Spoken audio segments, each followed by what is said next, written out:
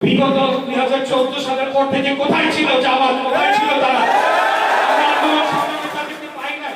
তাদের আজকের যারা নেতা কর্মীরা তারা তো ছাত্রলীগের পরিচয়, ঢাকা বিশ্ববিদ্যালয়ের যারা নেতা ছিল তারা তো ছাত্রলীগ করেছে, তাদের উপর অত্যাচার নির্যাতনের তারাও অংশীদার ছিল।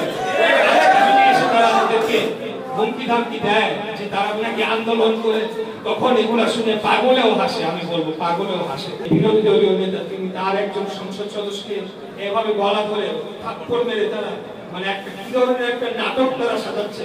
তো বিগত 2014 সালের পর থেকে কোথায় ছিল জামাত, কোথায় ছিল তারা?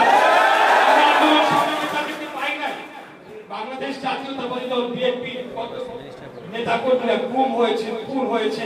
আমি 17 বছর যাবত আমরা আন্দোলন সংগ্রাম করেছি, কিন্তু 2014 সালের পর বিশেষ করে আমি বলবো 9 সাল থেকে 14 সাল তারা কোনোভাবে গা বাঁচিয়ে এই আন্দোলনে আমাদের সাথে ছিল। তাদের আজকের যারা নেতা কর্মীরা তারা তো ছাত্রলীগের পরিচয়, ঢাকা বিশ্ববিদ্যালয়ের যারা নেতা ছিল তারা তো ছাত্রলীগ করেছে। আমাদের ছাত্র দলের নেতা কর্মীদের উপরে যখন হামলা করেছে, মামলা করেছে, তাদেরকে অত্যাচার নির্যাতিত করেছে, অনেকে পঙ্গুত্ব বরণ করেছে, অনেকে গুম হয়ে গিয়েছে। আজকে তাদের পরিবাররা পথে ঘাটে কেঁদে বেড়াচ্ছে, তাদেরকে খুঁজে পাওয়া যাচ্ছে না। তখন তো তারা ছাত্রলীগ করে সেই নির্যাতনে অংশগ্রহণ করেছেন, আমাদের উপর অত্যাচার নির্যাতনে তারাও অংশীদার ছিল।